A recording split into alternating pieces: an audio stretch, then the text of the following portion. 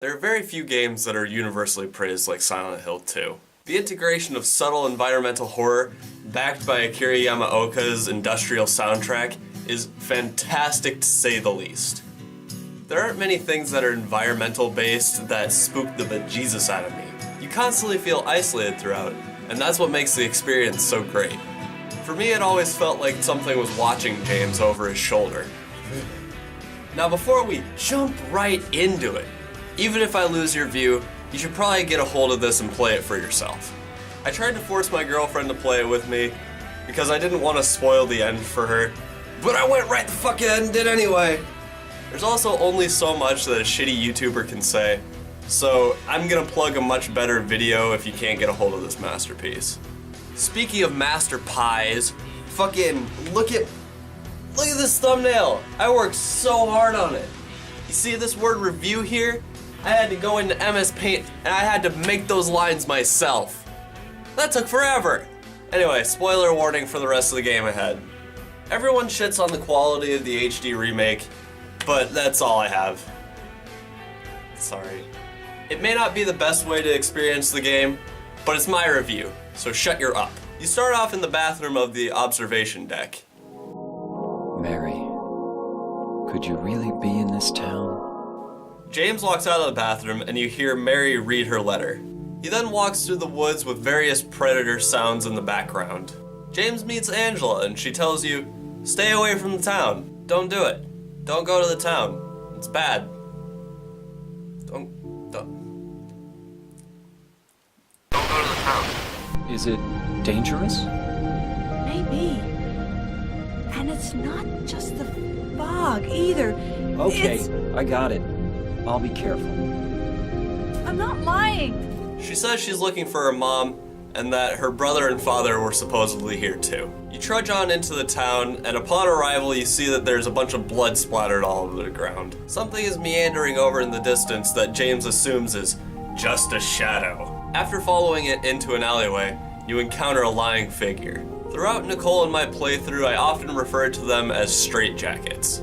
You can't blame me. Look at him. He looks like he's wearing a straitjacket. He is clearly in a straitjacket. You exit the Cave of Spook and check the radio that you picked up. You'll find your way to the apartment building. Because I don't want this to be an hour-long video, I'm just gonna go over the significant things that happen here, if that's alright with you, if that's alright with me. The mannequin you find the flashlight on is dressed strikingly similar to someone. While reaching for a key, a little girl stomps on your hand and runs away. Look at me was stupid over here. Masahiro Ito, I put on a hat just to take it off to you, sir. I don't want to be a part of your mind, but I really want to find out how you make such terrifying monsters. Walking into the next room, you find a man who's killed himself in front of a TV. Oh my God. Who could have?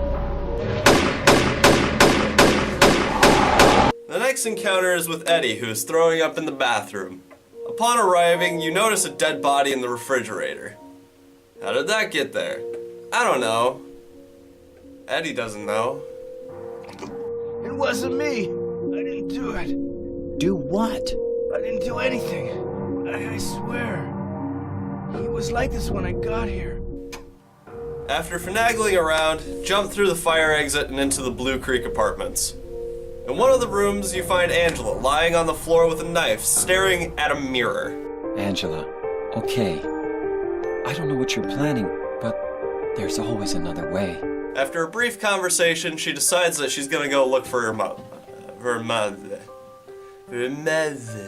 James asks what she'll do with the knife, and she asks James to hold on to it for her. Exiting the building, you come face to face with Pyramid Head. You're completely unsure if you can hurt him or not, so just avoid him for a little while and he'll get all tired. Ooh, whoa, all tired. After exiting, you meet Laura again. She's sitting on a wall and she's very dodgy with your questions, and she leaves with this sentiment. You didn't love Mary anyway. Wait! James arrives in Rosewater Park and heads towards the water where he meets Maria. Mary?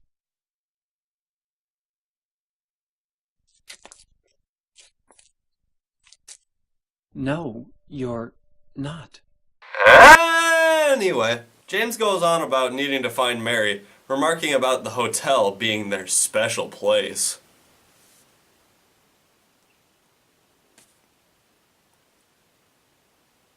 I had to pull up my hat so you could see my forehead wrinkles. So the hotel was your special place, huh? I'll bet it was. Maria starts to follow you and you head on to the bowling alley. So what'd you do? Robbery? Murder? Nah, nothing like that. Huh, you're just a gutless fatso. When you come in, Laura is gone, and a green bowling ball rolls toward you after talking to Eddie. Laura runs out, and Maria remarks that she was too fast for her. Ow, fuck. I just hit my head on the ceiling. Heaven's Night is a little gentleman's club that you're also able to visit in Quiet Slope 3. Laura heads into Brookhaven Hospital and it's mondo spooky in there. Ow! What's wrong? I just pricked myself. A little while passes and you'll find room S3. And Maria decides to take a little resty rest. She's tired. She's sick. She's tired. Everybody's so tired. James. Wait a minute.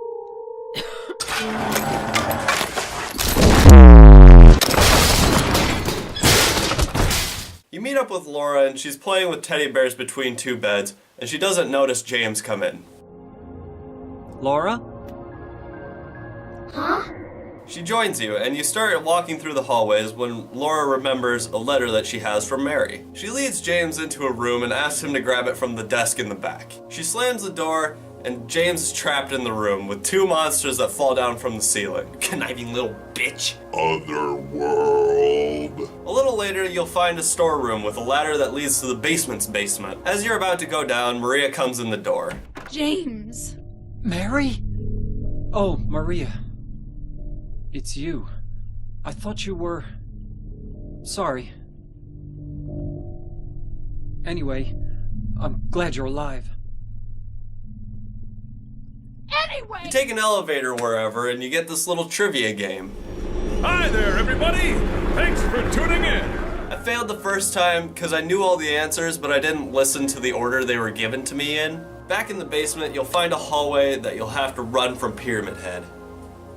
Ooh, spooky.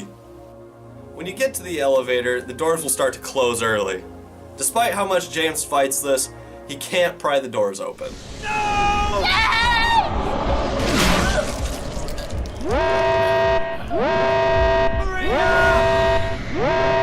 This song, labeled as Magdalene on the soundtrack, is a reflective, simple song. It's one of my favorites and I listen to it almost every day. James states that Maria is dead, that he couldn't protect her. James heads to the Hushed Bluff Historical Society and you'll have to walk down several stairs. You'll find a small room with a hole in the middle and you have to jump down. And then you have to jump down another hole. And another hole. And another hole. And another hole. We're running out of holes, guys. James wakes up in the cafeteria and has a short exchange with Eddie. Killing a person ain't no big deal. Just put the gun to their head. Pow. Unfortunately, the prison doesn't have many things that are integral, and it's mostly atmosphere. After wandering around a lot, you'll find a rotating room. I'm not great with these puzzles, and I can't even solve a Rubik's Cube. Shit. After solving it, you'll find Maria unharmed sitting in a cage. You're alive! Maria, I thought that thing killed you. Are you hurt bad? Not at all, silly. Maria says some vague things and mentions a videotape that Mary and James had made. Then she says a particular line that kind of spooks me. I'm not your Mary. So, you're Maria? I am. If you want me to be. Eventually you'll find a room with Angela and an abstract daddy. Are you okay?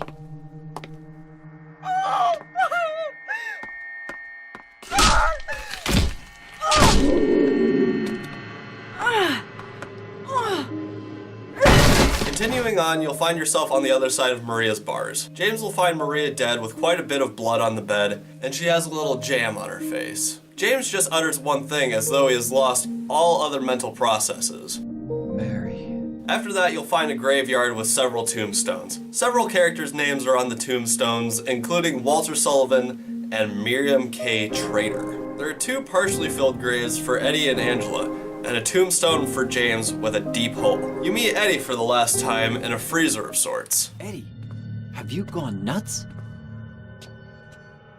I knew it. You too. You're just like him, James. After killing Eddie, James will have sort of an existential crisis. Eddie? Eddie?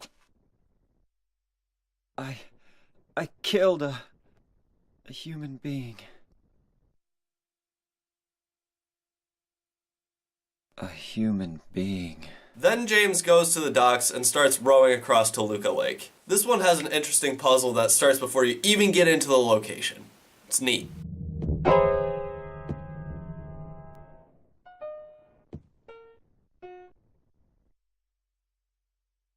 Did I scare you? Yeah, you did. She asks if the reason we're here is to find Mary and says that she has a letter from her. There's a lot of go to this room, grab key for this room that goes on here, but eventually you get the employee elevator key. Upon entering the elevator, an alarm will go off. The maximum capacity is literally 1 person. This means that you have to put everything you gathered into the shelves. You'll find the videotape, which is muy importante. Wow. He's bilingual. You can open it and find a light bulb. A light bulb. Then head back to the lobby and place the little music boxes, and they'll play a nice little tune. Nice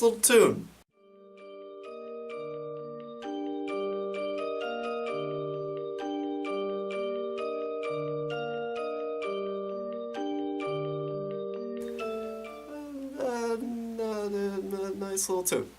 You'll receive the stairway key, and you can meet your beloved in room 312. When you reach the room, you'll realize the room is empty except for a VHS player and a TV.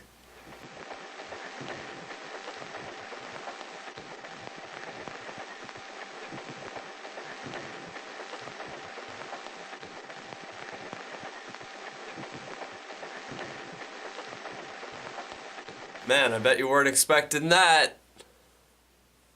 Man, I wasn't expecting that. You get to talk to Laura about it, and she makes you feel even worse. You killer! Why'd you do it? I hate you! I want her back! Give her back to me! I knew it!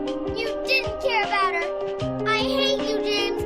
I hate you! I hate you! I hate you! The hotel has an otherworld version, and it likes to teleport you around, and it's just pretty neat, I guess. You can also hear Mary's voice through the radio static.